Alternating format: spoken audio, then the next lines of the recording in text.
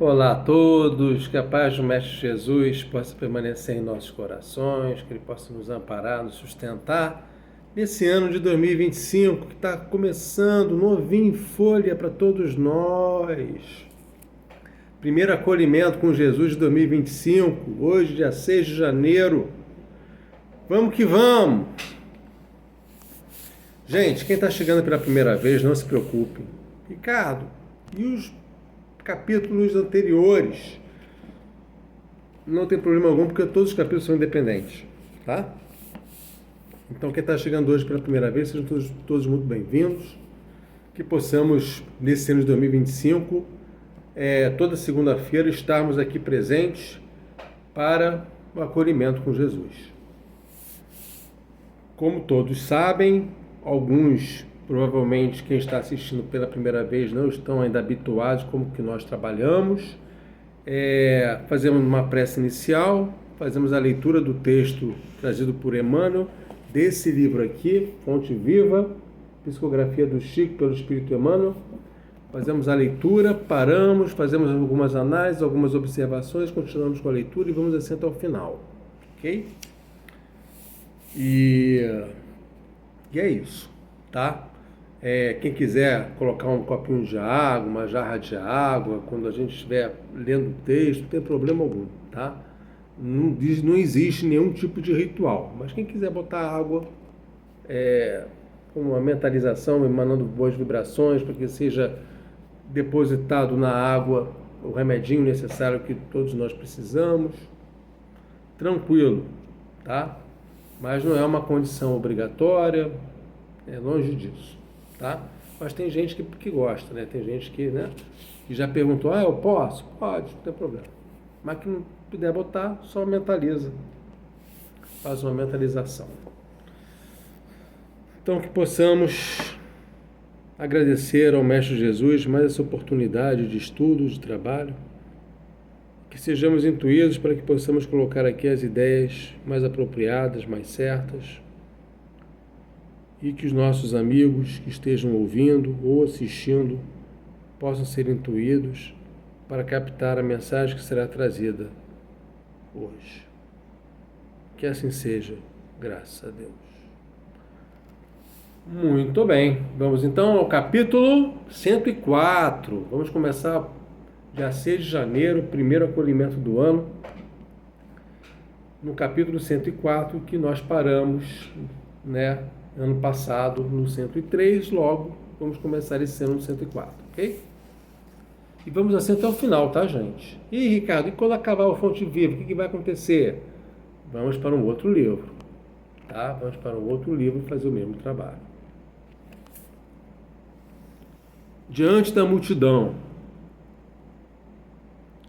o procedimento dos homens cultos para com o povo experimentará elevação crescente à medida que o Evangelho se estenda nos corações.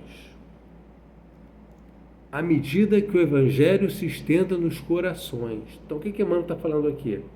É um convite que nós possamos ler o Evangelho, estudar o Evangelho e incorporar o Evangelho nos nossos corações. Isso que Emmanuel está colocando aqui. Infelizmente, até agora, raramente a multidão tem encontrado, por parte das grandes penalidades humanas, o tratamento que a faz jus. Muitos sobem ao monte da autoridade, da fortuna, da inteligência e do poder, mas simplesmente para humilhá-la ou esquecê-la depois. Está colocando aqui as questões tem muita gente autoritária, muita gente que tem um poder aquisitivo bom, tem grana, que é inteligente, sabe, ao extremo, tem poder. Tá, mas o que você tem feito com isso em prol do próximo? Como você tem utilizado isso tudo, esses dons divinos, a inteligência, a fortuna, a autoridade, o poder, em prol do seu próximo, amando mais o seu próximo. Na verdade, não utiliza. Converte isso tudo em egoísmo. E aí é uma dor de cabeça quando desencarna. Meu Deus do céu, a espiritualidade tem um trabalho. Fica aí, ó, um tempão por aí, tentando se achar. Ano passado nós fizemos um estudo aqui no GRES do livro No Mundo Maior. E tem um caso, um dos capítulos, que fala sobre realmente um senhor que tem uma condição financeira boa e fica perambulando para lá e para cá durante anos, até ser recolhido na mesa mediúnica. Né? Vamos continuar. Sacerdotes inúmeros enriquecem-se de saber e buscam subjugá-la a teu talante. Políticos astuciosos exploram-lhe as paixões em proveito próprio. Tiranos disfarçados em condutores envenenam-lhe a alma e arrojam-na ao despenhadeiro da destruição, à maneira dos algozes de rebanho que apartam para o matadouro. Então observe que está falando aqui de quê? De nós, seres imperfeitos. Os nossos comportamentos diante, né, como está aqui, da multidão. Juízes menos preparados para a dignidade das funções que exercem confundem o raciocínio. Administradores menos escrupulosos arregimentam-lhe as expressões numéricas para a criação dos efeitos contrários ao progresso. Em todos os tempos, vemos o trabalho dos legítimos missionários do bem prejudicado pela ignorância que estabelece perturbações e espantalhos para a massa popular. Entretanto, para a comunidade dos aprendizes do Evangelho, em qualquer clima de fé, o padrão de Jesus brilha soberano. Incorporar o Evangelho, gente. Evangelho na veia. Com o Evangelho, o padrão de Jesus brilha soberano. Então não importa com quem você vai lidar, com quem você vai conversar, que situações você vai se deparar no seu dia a dia. Se você ficar sempre pautado no Evangelho, é isso que está sendo colocado. Se você ficar sempre pautado no Evangelho, você estará com Jesus. Né?